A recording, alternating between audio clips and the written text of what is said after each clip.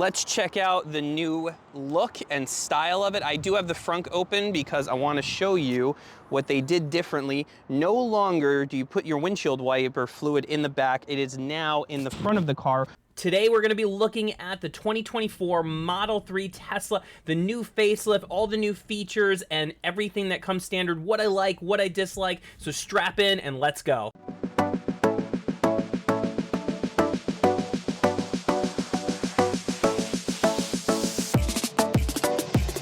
This is the base model that you can get in the Model 3. And what's awesome about it is that you get all of these features in the base model without having to do any upgrades. And one of which is, I'm going to put you in the back seat. You can see this right here is a video screen for the rear passengers that now I can actually put on a movie for my kid and not have to bring an iPad or anything like that. Is a great upgrade. Your key no longer has to go into this area right here.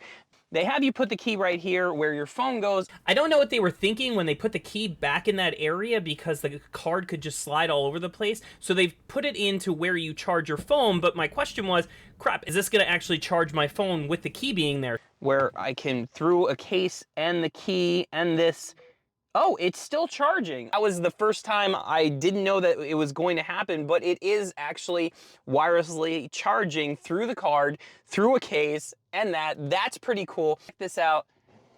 You now can hide your drink holder if you want to.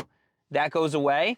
And then to get into the middle is another one, and they still have these edges here for if you want another compartment that's, you know, an upgrade or an accessory that you can buy. It doesn't come standard, but inside of here is where is for your charging port. I don't see one in here, or I can't feel one in here, but this is pretty much the same. Let's see, and I'm also feeling around over here. I'm not seeing or feeling anything that you can actually plug into. Not a big change, but something interesting is the glove box. Did you notice that there wasn't much of a sound? It's because they've changed it to being magnetic. Going up was really loud. And that is so quiet in comparison until it goes up, and then it's really, really loud. Interior has this really nice finish, and I enjoy the gray. You know, makes it feel more slick in here, a little less luxurious and more like sporty. Also, you can see this ambient lighting that goes all the way around, and you can actually change the color of it, and you can see the lights changing any color, and you have some presets if you'd like them as well. They took away all of the shifters, and now everything is on the buttons over here that you can see going crazy. It's a little weird turn signals being here. Just a second to get used to, but the fact that they turn off now instinctively, even if you just change lanes on the highway, is really cool. Another big change that they have, gear shift. Since this is no longer here, they have it where you can now put it up into drive, put it down into reverse. There's actually a neutral as well. And things that were harder for people to find, like the windshield wipers will now come up and you can see them right away. This is a really cool one because a lot of people love to be able to see what is going around their car so quickly and so easily. You don't have to go searching for it in the menu. And that was one of the biggest complaints that I had from, say, my wife. Your auto drive, it's just a quick tap of this button and you're good to go. Actual speaking button, or it's no longer here. It has its own little button right there, which is pretty awesome. The noise reduction in this car has gotten a lot better, to the point where they even thought about the door closing being a big deal. Listen to this. I mean, that sounds a lot more solid. In the Model 3 that I own, it feels a little bit weaker, a little bit tinier. This feels like more of a luxury, solid feel to the car. Also, here they have underneath in the doors is this little latch. Again, it helps with noise cancellation, apparently. That's another thing. This is really upgraded to the point where they thought about noise cancellation. I mean, besides the fact that we actually have foam in our tires to help with noise cancellation, is a big deal to begin with anyway. So they're really taking a lot more interest in making sure that the user is having a better experience in the 2024. Let's check out the new look and style of it. I do have the front open because I want to show you. End up in here. That's a really good idea. I'm not exactly sure why this moves. I might find out later, but that's kind of awkward and weird, and I don't exactly know why this is here. Obviously, oh, this is a lot sturdier. This is a lot sturdier than it was, let me tell you, because mine you could push down and it will like dent in a second. So that is a big difference. Also, check out the Aero wheels. I absolutely love the look of these. They look so much better than the other ones. They look way sportier, a lot more aggressive look to them. Or in the tail lights as well, right over here. That looks way better and way sportier than the 2023. This 2024 has a lot more aggressive look, and I'm really enjoying the fact that they put the Tesla over here. From what I can tell, they basically took all the things that you see Amazon selling in accessories like this logo right here that people are paying extra for and upgrading their car, just like the ambient lighting on the inside, and they're trying to give it that same aggressive feeling that people were asking for and demanding and getting as an accessory anyway. All right, let's take this thing for a drive and see where we're at. The other upgrade that I didn't tell you about is the fact that the aerated seats are in here as well. So having this really nice cooling feeling on my back, like some of the luxury cars that I've been in before, but it definitely feels smooth. I'm in a rear wheel drive one. Again, this is the base model. I do have the dual motor long range, so I have all-wheel drive, and the pickup is a lot different in that car. I did notice this right away, the ambient lighting in here. It's very cool.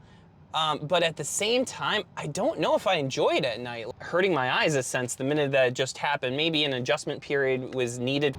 It's very smooth in here. It does sound a lot less noisy in the cabin, I will say that much. Let's put it into autopilot. It feels really good. Let's see if we can punch it over here. All right, let's go for it. Okay, not too bad. This doesn't have the acceleration boost like I have on my car. It is significantly less in comparison, more than enough of what you actually need for the everyday user. Is it as fun? Not really. When you have the acceleration boost on, and it feels a hell of a lot more fun and get into a lot of trouble with it if I'd like to. On this one, I'm not really feeling it. We're gonna hit the turn signal, go over, I'm not gonna do anything else, and it went away instinctively. It's pretty cool, it's that intuitive. There we go. Let's see how well this thing does. Yep, already yelling at me to keep my hands on it. Oh wow, it's maxing me out. It won't let me go to that percentage. I think it's because of the settings in here. Let's see if I can change that. I like to go to at least 10%. No, it's maxing me out. Oh, it hit the curb. That's not cool. Feeling a little worrisome in there, especially on this very dangerous road.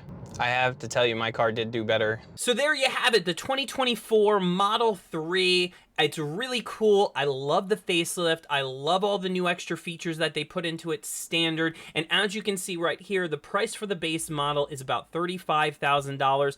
But I don't think that's worth it. I mean, if you just want a Tesla and a brand new one, you're okay with having the base model, then this is probably a really great car to have. But I got all the things for my Tesla, acceleration boost, that is no longer available on the 2024. I can't see an option for it anywhere on the website. The full self-driving mode is an extra $12,000 upgrade if you want that feature. To get the exact same car that I have, it would cost a grand total of $63,000. That's a lot of money, and you're not even getting the acceleration boost, which is by far one of the better points of having a Tesla. You also have to consider that when you go buy your Tesla, it's not going to transfer anything that you bought with it. Right now, if I were to go buy a brand new one, trade in mine, I'm not going to be able to transfer the full self-driving, the enhanced autopilot. None of that is going to come with it, the acceleration boost, because when I bought that, I bought it for the car, which is really rude in my eyes, because literally you're just buying into the technology. They're not doing anything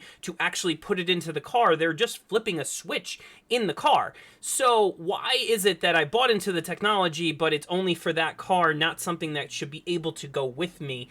And granted, obviously, they're going to make more money in that case, but I believe it's not only going to deter future buyers. I don't know if I would want to have to spend another $12,000 to go get the same full self-driving package. So if you're in the market to buy a brand new Tesla, this is definitely a great model for you. It's got all the bells and whistles, the new facelift, you know, you got the screen in the back that comes standard, and all these really cool upgrades that happen to it. Now, would I change from my 2023 to this 2024? Hell no. I don't see a reason for it. There's nothing that's really that big of a change that's going to make me want to go and get the 2024. It doesn't have anything that's drawing me in, especially because of what I just said about the full self-driving not transferring with it. Why would I want to go spend another $12,000 to go get the full self-driving mode? Cost effectiveness would, for me, to just keep the car that I have, unless I really wanted to upgrade to something even better, which is going to cost a hell of a lot more money when the Model S and the Model X are like, you know, 90,000 plus. All in all, this is just my opinion, so go out and test drive it for yourself, see if you like it. I hope you enjoyed this video, and if you did, please don't forget to like, subscribe, share, all that jazz that you get to do, and I hope to see you in the next video. Thanks a lot.